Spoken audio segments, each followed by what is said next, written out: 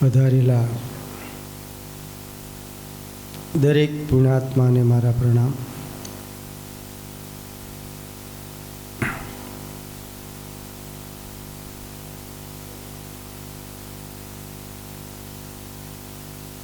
આપણે બધા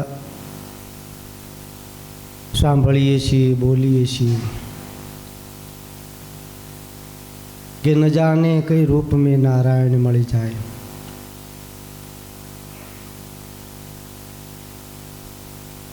ગીતામાં એવું કીધું કે અણુ અણુમાં મારો વાસ છે.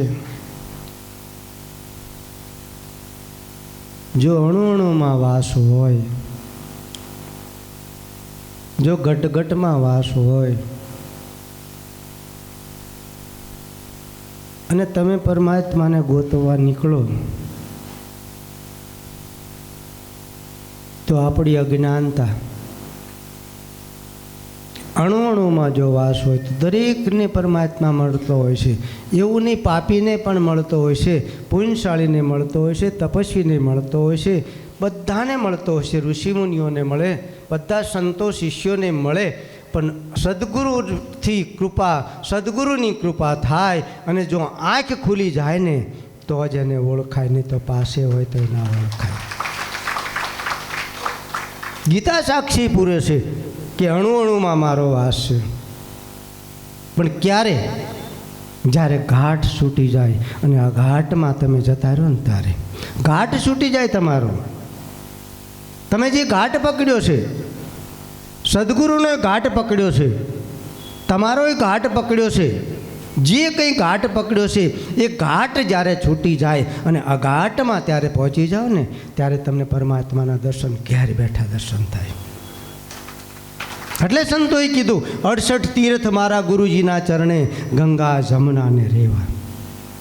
68 તીર્થ મારા ગુરુજીના ચરણે. ચરણ અહીંયા એમ કીધું 68 તીર્થ મારા ગુરુજીના ઘરે, એવું નથી કીધું. જો સમજો, 68 તીર્થ મારા સદગુરુ ચરણે. ચરણ એટલે વચન. મને કે સદગુરુ જે કંઈ શબ્દ પ્રહાર કર્યો, શબ્દની વાણી બોલ્યા, જે સત્સંગ કર્યો એ ઉજાગર થયો અને એને લઈને આજે હું જે કંઈ પામ્યો છું ને, આજે મારા સર્વ તીર્થોનું સ્થાન મારા સદગુરુની કૃપા થઈ ગઈ છે.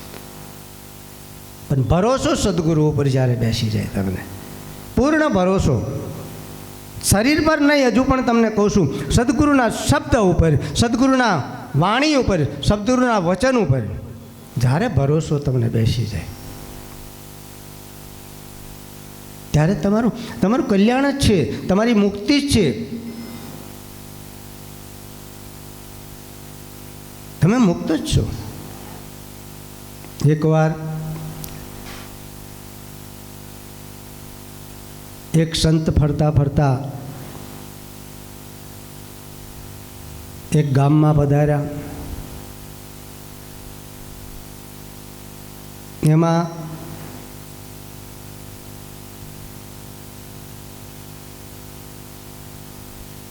કોઈ ભક્તરાજ તેમને સામા મળ્યા. ભક્તરાજે નમન કર્યા, દંડવત પ્રણામ કરી કીધું, ગુરુદેવ મારા ઘરે પધારો.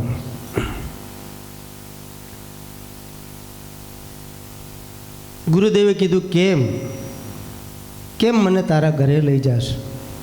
કે ગુરુદેવ મારા ઘરમાં બહુ કકળાટ છે, બહુ અંધકાર છે, અજ્ઞાનતા છે, એટલા માટે મારે લઈ જવાશે તમને. ગુરુદેવ એના ઘરમાં ગયા. જ્યાં સદગુરુની પધરામણી થઈ એટલે એના પત્નીએ જે કંઈ સરભરા કરવાની હોય સરભરા કરીને કમ્પ્લેટ પીરસી દીધું. ભોજન પીરસીને ભોજન પ્રસાદ લીધો અને ગુરુદેવ ચાલવા લાગ્યા. એટલે ગુરુદેવ મને એક નિયમ આપતા જાઓ કે નિયમ હું પાળું અને આપણું સ્મરણ રહે. ગુરુદેવે આમ તેમ જોયું તો સામે એક કુંભારનું ઘર હતું. એક કુંભારનું ઘર હતું અને એ શિષ્યને કીધું કે જો તારે નિયમ લેવું હોય, તારે સુખી થવું હોય તો સામે જે કુંભાર છે એ કુંભારના દરરોજ દર્શન તારે કરવાના, પછી તારી પ્રવૃત્તિમાં જવાનું, દરરોજ એ કુંભારના દર્શન તારે કરવાના. પેલાને ઘડીક તો અંદર શંકા કુશંકા થઈ કે મને કોઈ મંદિરના દર્શન કરવાનું ના કીધું, કોઈ તીર્થનું દર્શન કરવાનું ના કીધું, કોઈ નદીઓના દર્શન કરવાનું ના કીધું, અને સામે જે કુંભાર છે એનો જ દર્શન કરવાનું કીધું મને. એ કુંભાર માટી કામ કરે, માટલા બનાવે, કોડી બનાવે, કોડિયા બનાવે, રામ પાતર બનાવે. આ ઉઠે એટલે એને ગુરુ ઉપર વિશ્વાસ બેઠો કે મારા ગુરુએ જે કંઈ કીધું એમાં કંઈક તથ્ય છે. એટલે સવારમાં ઉઠે એટલે કુંભારની ખડકી ખુલે એટલે એને પ્રણામ કરી અને પોતાની પ્રવૃત્તિમાં જતા રહે. ગીતામાં કીધું ને, અણુ અણુમાં મારો વાસ છે. એટલે હું તમને કહું છું, સમજજો મારી વાતને. અણુ અણુમાં મારો વાસ છે.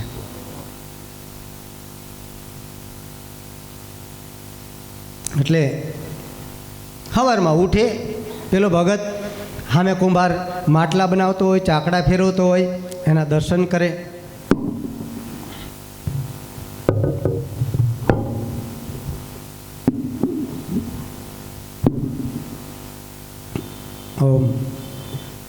અને દર્શન કરીને પોતાની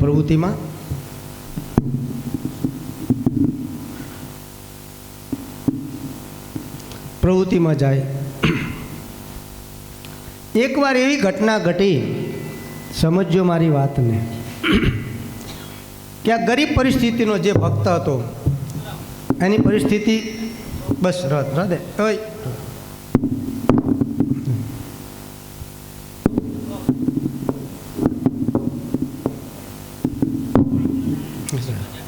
ગરીબ પરિસ્થિતિ એની હતી.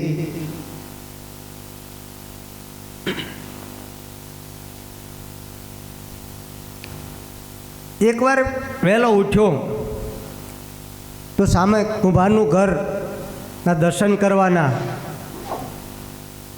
એવા ટાઈમે એ કુંભાર દેખાયો નહીં.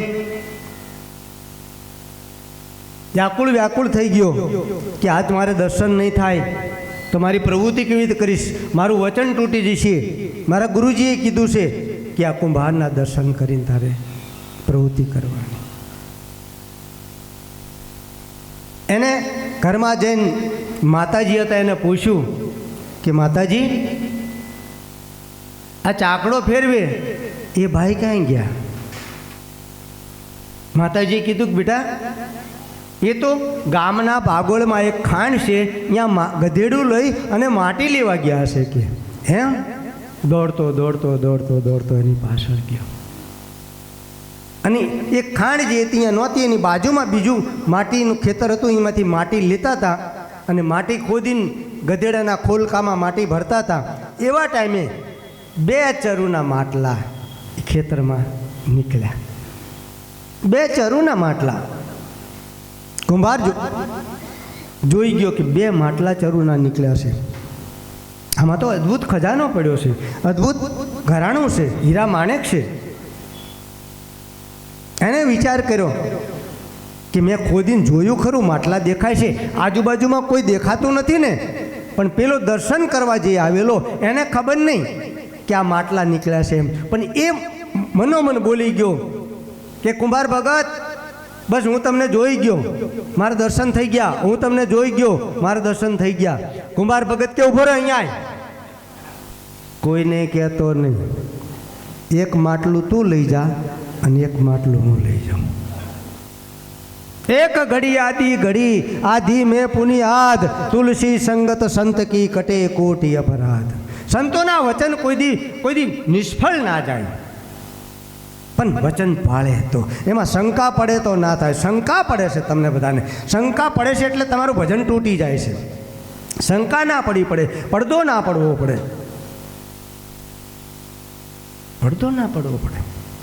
શંકા ના થવી પડે. એમ સેવા મળતી હોત તો બધા સેવા કરી જાય. સેવાનું ફળ છે આ, આદિનું સંતોનું ફળ છે આ. તમે જો માજી, આ સંતોનું ફળ છે.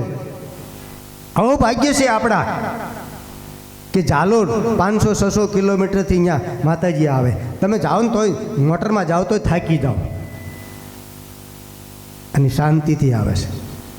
કઈ શક્તિ છે આની અંદર? ભલે આ ખોખલું છે, પણ આની અંદર શક્તિ કઈ છે? ધર્મ શક્તિ છે, જ્ઞાન શક્તિ છે, તપસ્યાની શક્તિ છે. આ દેખાતી હોય ને દેખાય.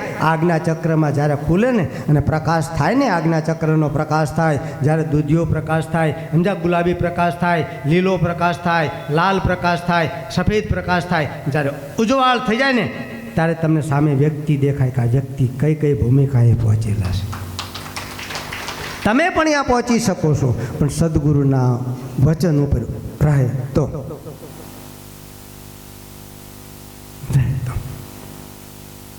આપણે ભલે આ 12 વર્ષથી આપણો આશ્રમ છે, પણ એક ધારો એ નાથજીએ કીધેલું કે આ ગુરુજીનું ચરણ મૂકતાની એમના બાળકોને એક ધારો, એમની આગળ મારી સારી વાતો આવી અને મારી ખરાબ પણ વાતો આવી તોય પણ એક ધારા આવે છે. અડગમન કોઈ દીએ ડગે નહીં, જેને લાગ્યા બ્રહ્મ ઉપદેશ રે, જે પહોંચ્યા સદગુરુ દેશ રે, જાગીને એ જીવ કોઈ દીએ સુવે નહીં. જેને લાગ્યા બ્રહ્મ ઉપદેશ રે, જે પહોંચ્યા સદગુરુ દેશ રે, જાગીને એ જીવ કોઈ દી એ સુવે નહીં. આ ભક્તિનો દોર છે, ભક્તિનો આનંદ છે. જેને વીતી હોય ને ખબર પડે, બીજાને ના ખબર પડે. વીતી હોય ને ખબર પડે. જેને આનો ઝીલ્યો હોય, પ્રકાશ ઝીલ્યો હોય, જે ઉર્જામાં સદોદિત મસ્ત રહેતો હોય, અને એના શબ્દો કેવા હોય ખબર છે? તાતા તીર જેવા. શબ્દોના બાણ માર્યા છે યાર પાર દિલમાં. કેવી સમજ છો કહો તમે? શબ્દોના બાણ માર્યા છે યાર પાર દિલમાં. કોને અનુભવ કરો? એને વાગ્યા હોય ને, એની વેદના થતી હોય ને, એના આંસુ આવતા હોય ને, એની હેલી ઉભરાતી હોય, એનો આનંદ આવતો હોય. અને એ સદગુરુની કૃપાથી આપણે ના જવું પડે. પછી બધા તીર્થો આપણા ઘરે આવે.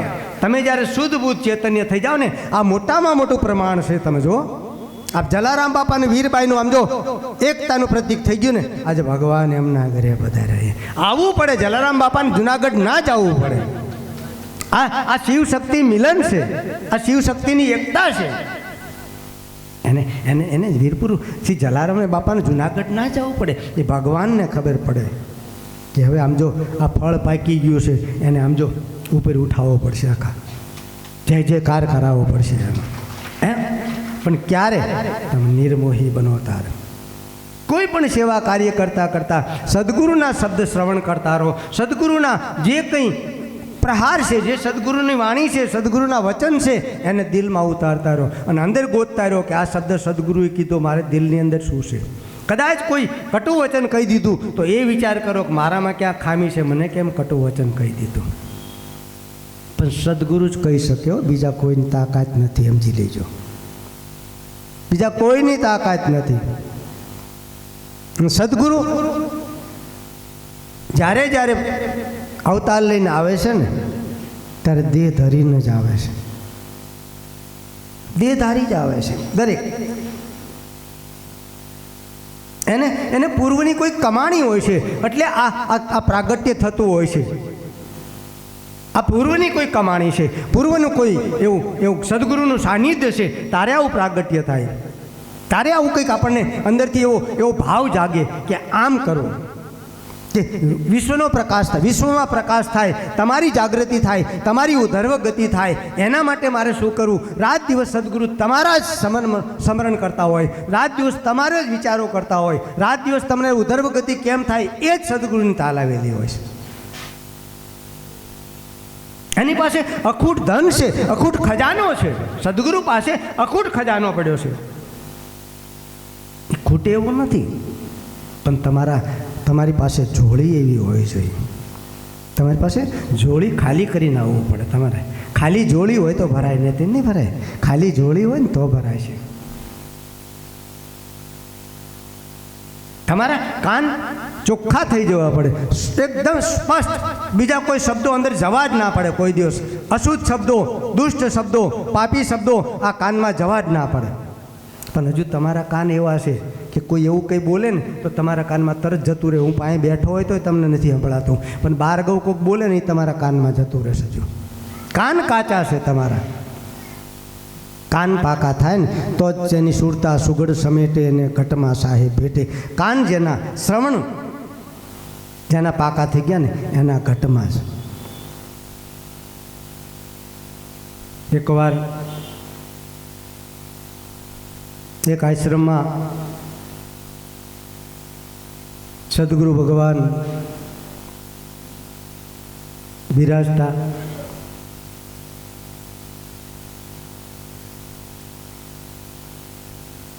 બહુ જૂનું ઘર, જૂના નળિયાવાળું ઘર સદગુરુનું. અક્ષરમઢીમાં બિરાજતા. અને અક્ષરમઢીમાં બિરાજતા ત્યારે હજારો શિષ્યો સદગુરુના દર્શનાર્થે આવતા. એમાં સોની મહાજનો આવતા, ઘણા બધા જ્ઞાતિ જાતિના આવતા, પણ સોની મહાજનો વધારે આવતા. કારણ સોની મહાજનને એવા સમાચાર મળ્યા હતા કે સદગુરુ ભગવાન જડીબુટ્ટીઓમાંથી સોનું બનાવે છે. જડીબુટ્ટીઓમાંથી સોનું બનાવે છે સદગુરુ. બધાને અભિલાષા આવી હોય, કોઈ બીજું નથી માગતા. બસ આ અભિલાષાથી જ આવતા હોય સદગુરુ પાસે કે સદગુરુ ભગવાન સોનું બનાવે છે. અને સોની એ નમ્ર વિનંતી, કોઈ વાર અતલ લાવે ને કોઈ વાર હાર લાવે ને કોઈ વાર ફળ લાવે ને કોઈ વાર ફૂલ લાવે ને. એટલે મેં કીધું આટલું બધું આ બધા કેમ લાવતા હશે? પણ જ્યારે